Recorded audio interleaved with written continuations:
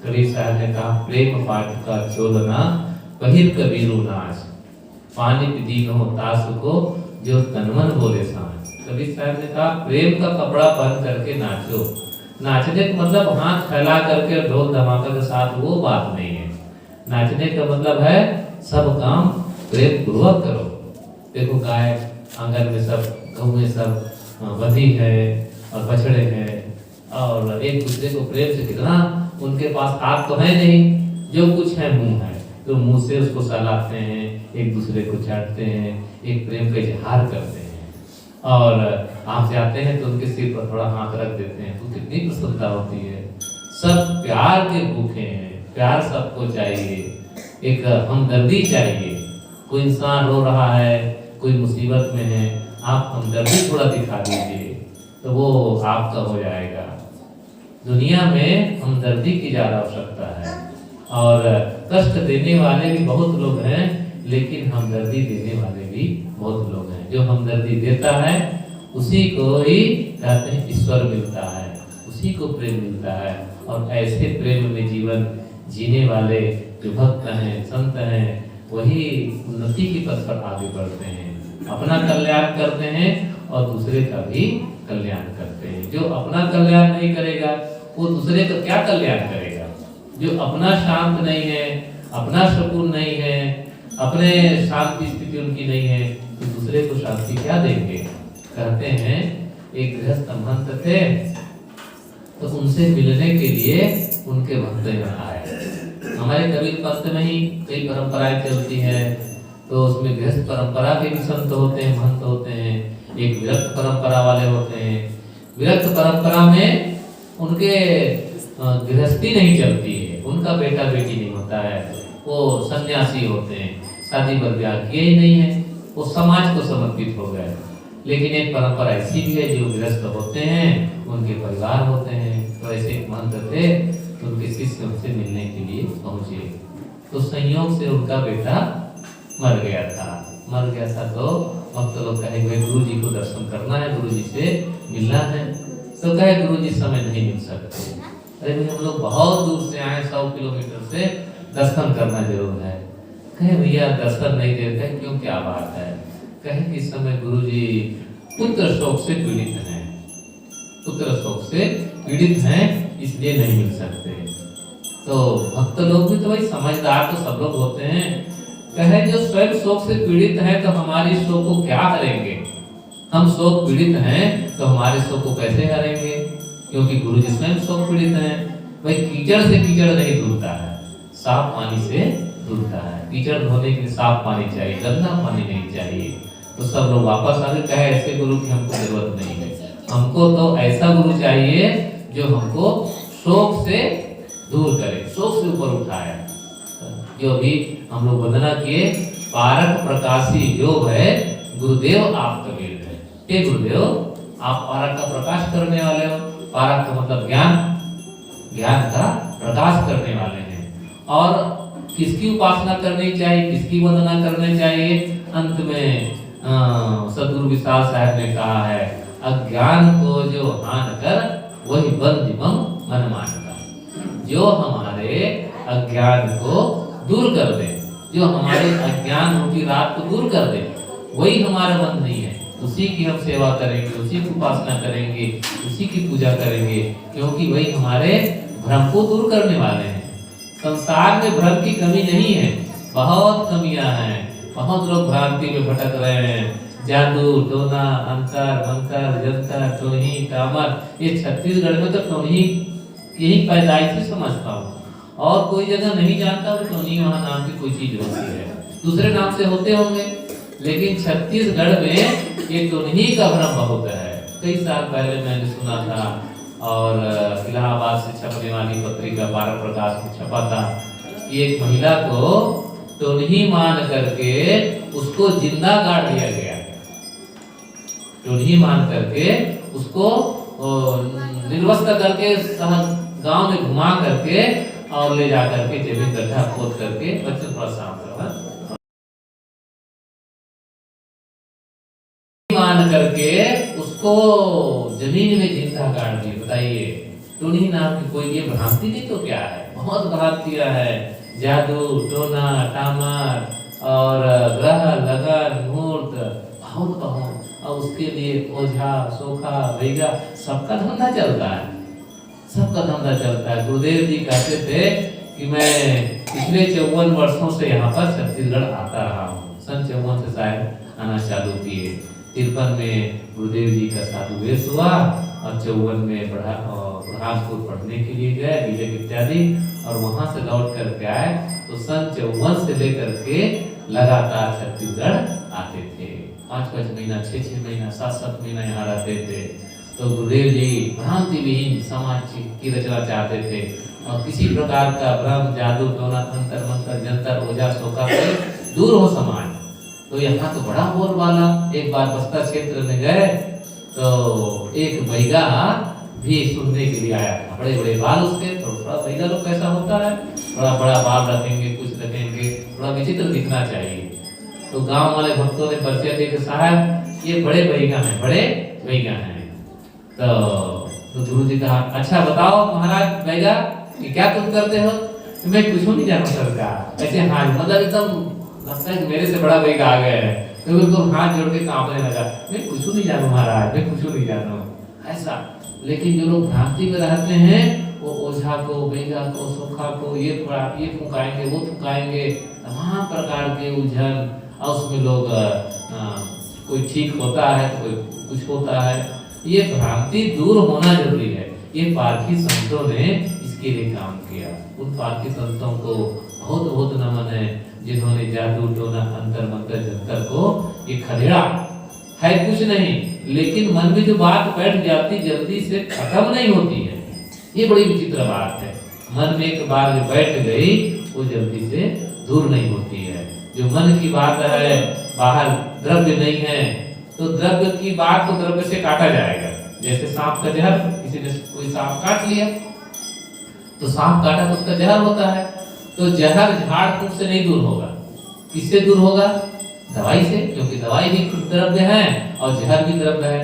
तो द्रव्य से द्रव्य काटा जाएगा। लेकिन जो मंत्र है, मंत्र को मंत्र से काटा जाएगा। विचार, मंत्र मतलब मंत्रणा, तो जो विचार हो गए उसको विचार से ही काटा जाएगा। तो संत जन ये मंत्र की बात, विचार की बात, मन में जो बात बैठी है उसको पारक ज्ञान दे करके, विवेक दे करके, बोध दे करके इसको दूर करते हैं। कितनी कितनी भ्रांतियां ईश्वर के विषय में, देवी देवता के विषय में, अलग कोई भगवान है, मैं कुछ नहीं हूँ, जो कुछ करेगा भगवान करेगा। लोग आम भाषा में कह देते हैं महाराज जब भगवान कृपा करेंगे तो आपके सत्संग मेरे को आना होगा, अगर भगवान कृपा नहीं करेंगे तो महाराज आपके दर्शन के लिए मैं कैसे आ सकता हूँ। सब काम भगवान पर ला देते हैं, अपना नहीं चाहते कि हाँ मैं चाहूँगा। भाई अपनी कृपा पहले है, अपनी कृपा होगी तब तो दूसरे की कृपा होगी। अपने ही हम नहीं सोचते हैं कि हाँ चलो वहाँ चलना है, चाहे रामायण में जाओ, चाहे गीता में जाओ, चाहे सत्संग में जाओ, कहीं भी जाना हो तो पहले अपना मन बनाना पड़ता है। अपना मन नहीं बनाए तो कोई सहायता करने वाला नहीं है। इसलिए मन की भ्रांतियों को दूर करने वाले ये संत जन हैं। और मन की जो भ्रांति है वो चीज बस से नहीं हटेगा, कोई द्रव्य से नहीं हटेगा, वो विचार से हटेगा, बोध से हटेगा। मन में पक्का बोध होगा, मन में बिल्कुल बात समझ में आ जाएगी। बात समझ में आई तो भ्रांति तुरंत दूर हो जाती है। जैसे कोई कमरा हो, उसमें सालों साल से अंधकार है, एकदम गुफा, कभी प्रकाश गया नहीं, न धूप पड़ती है, तो अंधकार कैसे दूर होगा? कोई आदमी एक टार्च लेकर के गया और टार्च जला दिया या माचिस जला दिया, कुछ प्रकाश जला दिया, तो वो हजारों साल का जो अंधकार है उसको दूर होने में कितना टाइम लगेगा? पता माता जी कितना टाइम लगेगा? अंधियार कोठरी है और उसमें हजारों साल से अंधकार है और एक मोमबत्ती जला दिए तो कितना देर में लगेगा प्रकाश होने में? बस जलाए तो प्रकाश हो गया, खत्म अंधकार। ऐसे ही हमारा अंधकार, हमारा अज्ञान वर्षों पुराना है, बहुत साल से हम अंधकार में हैं, लेकिन ज्ञान का एक प्रकाश जगा तो वो सब अंधकार बिल्कुल दूर हो गया। गुरुदेव जी बताते थे कि मैं घर में था बचपन में, 20 साल की उम्र में गुरुदेव जी ने वो घर त्याग करके संन्यास ले लिया। तो 20 साल के पहले तक घर में रहते थे, पूजा पाठ और उनके 3 इष्ट थे, राम कृष्ण और कौन? शिव। राम कृष्ण और शिव एक उपासक थे तीनों, तो तीनों की पूजा उपासना करते थे। और भूत प्रेत भी लगा करता था, और भूत प्रेत झाड़ने के लिए बैगा सोखा गुड़िया सब आया करते थे। तो गुरुदेव जी बताते हैं कि जब से मुझको कबीर पंथ का बोध हुआ और बोध मुझको पक्का हो गया, पहले वहाँ के आसपास के क्षेत्रीय संत थे, उनके द्वारा पुस्तक लाकर मैं पढ़ता था, तो पढ़ते पढ़ते जब पूरा बोध हो गया तो ये भूत प्रेत जादू टोना जंतर मंतर जंतर अपना बोरिया बिस्तर ले करके कैसे भागे उसको पता ही नहीं चला, सब बोरिया बिस्तर लेके भागे। तो ये था ही तो भागना क्या था, केवल बोध होना था। बोध होते ही सब भ्रम भाग गया। जब तक बोध नहीं होगा वो भ्रम भाग नहीं सकता है। एक गांव में एक संत पधारे तो बड़े अच्छे संत थे, गांव वाले बड़े श्रद्धावान, बड़ी श्रद्धावान से उनको खिलाए पिलाए और रखे और ज्ञान चर्चा होने लगी। अब ऐसे करते करते शाम हो गई, 6-7 बजने लगा। तो अब गांव के लोग कहे महाराज जी अब हमको छुट्टी दीजिए, हम लोग को अपनी अपनी ड्यूटी में जाना है। तो संत ने कहा क्या ड्यूटी जाना है, क्या काम है? तो कहे महाराज आज हम 10 लोगों की अंधियारा उलझने की आज ड्यूटी है, अंधियारा उलझेंगे। संत ने कहा ये अंधियारा उलझना क्या है? कहे महाराज आप नहीं जानते हैं, अंधियारा नहीं उलझेंगे तो दिन कैसे होगा? अंधियारा को उलझते हैं तब वो अंधियार दूर होकर के प्रकाश होता है। जैसे पानी, ये मछली पकड़ने वाले पानी उलझते हैं ना, वैसे बीच में बांध देंगे, इधर का पानी उधर ऐसे डब्बा लेकर के और कहीं बाल्टी लेकर उलझते हैं। जब पानी खत्म हो गया तो मछली पकड़ते हैं। तो ऐसे कहे हम लोग अंधियार को उलझेंगे रात भर, तब सुबेरा होगा। महात्मा ने कहा अच्छा ज्ञान है भाई लोग का। तो कहे कि अच्छा ऐसा है कि आज तुम लोग बैठो और मैं अपने बल से अंधकार को दूर कर दूंगा।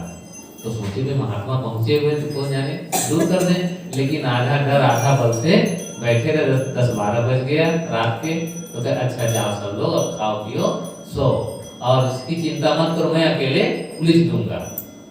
तो आधा डर आधा बल से सब लोग गए गाँव में, अब सोए। लेकिन अंदर में थोड़ा शंका थी, पता नहीं सुबह होगा कि नहीं होगा, क्योंकि अंधियारा तो उलझेंगे नहीं। अब 10 लोग का काम अकेले महात्मा कैसे करेंगे, मन में वह पोथा। लेकिन आधा डर आधा बल से सोए और सुबह हो गई। सबको बड़े खुश, ये अकेले महात्मा पूरे हमारे गांव का अंधकार को दूर कर दे। बड़े विनम्र होकर के रुपया पैसा फल दूध दही सब लेकर के पहुंचे। अरे महात्मा बड़े पहुंचे हुए हैं। अब खूब सेवा सत्कार किए। तो महात्मा ने कहा अब वोट देना टाइम मेरा आ गया, पहले तो काम मैं उलझ दूंगा, लेकिन अब समझाना जरूरी है। अगर कहते कि मैं अकेले उलझ दूंगा तुम लोग जाओ तो मन में यही होता कि महात्मा बड़े शक्तिमान है, अकेले उलझ देते हैं, लेकिन बिना उलझे नहीं जाता, ऐसा हो जाता। तो महात्मा उसको बोध देना जरूरी समझे। उन्होंने कहा देखो ये अंधेरा उलझने की चीज नहीं है, ये प्रकाश होगा तो अपने आप अंधकार चला जाएगा। सूर्य अपने गति से आता है जाता है, और मेरे उलझने से कि आपके उलझने से ये नहीं जाता है। उलझने की चीज नहीं है, बस प्रकाश होगा और अंधकार दूर हो जाएगा। उनको बोध दिए, तब से उन लोगों का भ्रम टूटा कि अंधकार उलझने की चीज नहीं है। लेकिन कितने शास्त्र लोग उलझते रहे होंगे, ऐसे ही हम लोग कितने कितने भ्रांतियों में पड़े रहे होंगे। बचपन में हम लोग को किसी ने सिखा दिया, बच्चों को सिखा दिया कि फुफुंदी के मुंडी को तोड़ करके जमीन में गाड़ दो तो क्या बनता है, क्या बनता है, कौड़ी बनता है, ऐसा कह दी। आज भी पता नहीं बहुत बच्चों को हाँ ऐसा कहा कि हमारे दादा नाना लोग ऐसा करते हैं। किसने सिखाया, क्या किया, नहीं समझ पड़ता है। लेकिन ऐसा बताने वाला कितना घोर पापी होगा, कितना उसको जन्म जन्मों का वो हत्या का उसको पाप लगेगा, बच्चों को नहीं लगेगा, क्योंकि बच्चे बेचारे अनजान हैं, उनको बोध नहीं है। लेकिन उनको बताने वाले कौन बताए होंगे, किसी दादा ने, किसी नानी ने, किसी उनके सगे मित्र ने। वो पैसा बनता है, कौड़ी बनता है, हम लोग भी किए हैं उसी में। लेकिन ये अज्ञान में कहीं पैसा बन जाएगा, कौड़ी नहीं बनता है, कुछ नहीं बनने वाला है। लेकिन ऐसा हम पाल लिए कि, और कभी हम लोग बचपन में सुनते हैं कि मटिया होता है, मटिया, पता नहीं जब मटिया कहते हैं नहीं कहते हैं, होता है मटिया से करते हैं, बहुत आप लोग तो पक्के भगत, इसलिए अटिया मटिया कोई बातें नहीं है, लेकिन बहुत जगह मैं सुनता हूँ कि मटिया होता है, छोटा छोटा होता है, और छोटे छोटे उसके कांवर होते हैं, और उसमें धान को ले जाते हैं तो सब का सब धान खाली हो जाता है। ऐसा ऐसा भ्रांतियां हैं, लेकिन ऐसी कोई चीज नहीं, ना कोई अटिया है, ना मटिया है, न टोनी है, न कांवर है, बस मन का भ्रम है। मन का भ्रम ये जल्दी दूर नहीं होता। इसी मन के भ्रम को दूर करने वाले संत जन होते हैं, गुरुजन होते हैं, जो हमको बोध देते हैं। संत ना होते तो हम लोग उसी में पिछते रहते, और दुआ ताबीज अंतर मंत्र यंत्र आज भी लोग करते ही हैं। देखो ना, जो पालकी संत पालकी भक्त होंगे, जिनको ठीक से बोध हो गया, वही छुटकारा पाते हैं।